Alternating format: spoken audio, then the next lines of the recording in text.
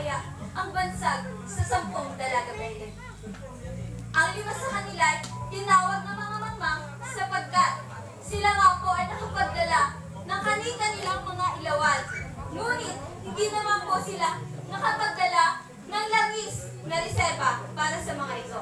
Samantala, ang 5 naman po ay binansagang matatalinong birhen sapagkat bukod pa sa langis na nasa kanilang ilawan ay nakapagdala sila ng kanilang reserbang langis.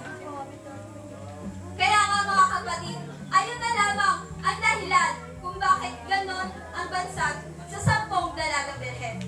At ang 10 dalagang birhen ngang iyon ay talaga namang matyagang nagantay sa pagdating ng lalaking ikakasal.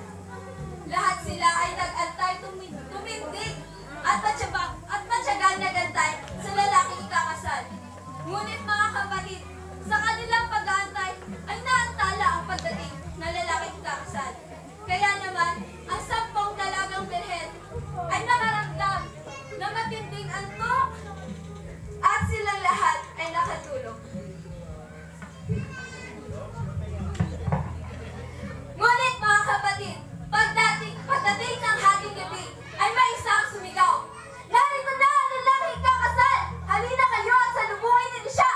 Kaya nga mga kapatid, sa pagtulog ng 10 dalagang birhen ay nagising sila at kanilang narinig ang sigaw na ito. Kaya naman, muli nilang inayos ang kanilang mga sarili, inihanda ang kanilang mga ilawan. Ngunit mga kapatid, ang 5 mga mangmang na dalagang birhen ay may pakiusap lang sana sa 5 matatalino dalagang birhen. At kanilang sinabi, "Poong manhin, ngunit maaari po ba kami makahingi ng kahit na kaunti lamang na langis, sapagkat ang aming ilawan ay baka sa hindi inaasahan ay mamatay." Sa tingin niya mga kapatid, ang 5 matatalinong dalagang birhen kaya ay papahintulutan ang 5 mga mangmang na dalagang birhen na makahingi ng kahit kakaunti lamang na langis.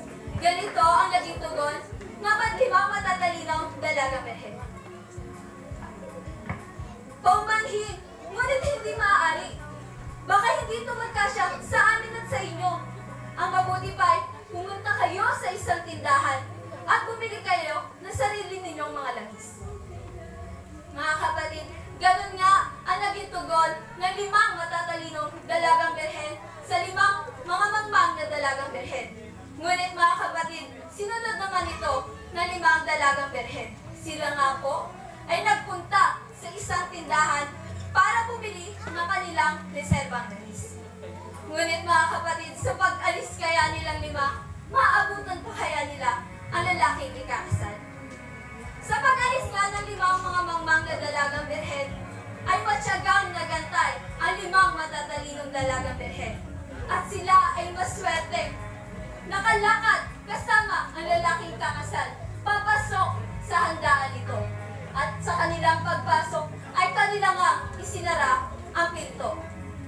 At sa kasamang palad ng mga kapatid, ang 5 mga mangmang na dalagang birhen ay sa kasamaang palad hindi nila naabutan ang pagdating ng lalaking kakasal. Hindi nila ito sa lubong mga kapatid. Kaya naman, sa pagbalik ng 5 mga mangmang na dalagang birhen, ay nakita nilang nakasarado na ang pinto ng handaan ng lalaking ikakasal. Kaya naman nang makita nila ito, ay dali-dali silang tumakbo. At kanilang sinabi, "Panginoon! Panginoon!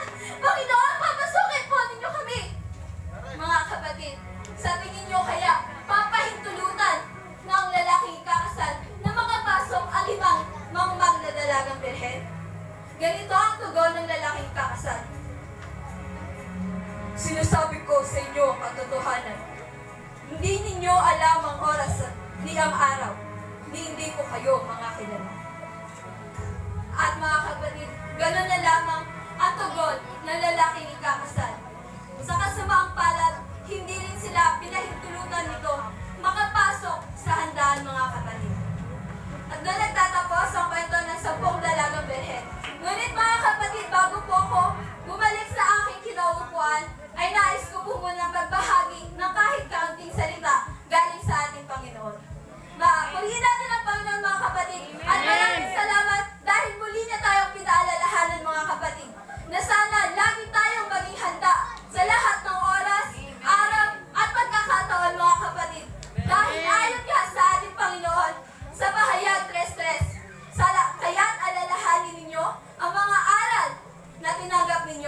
Sundin niyo ito at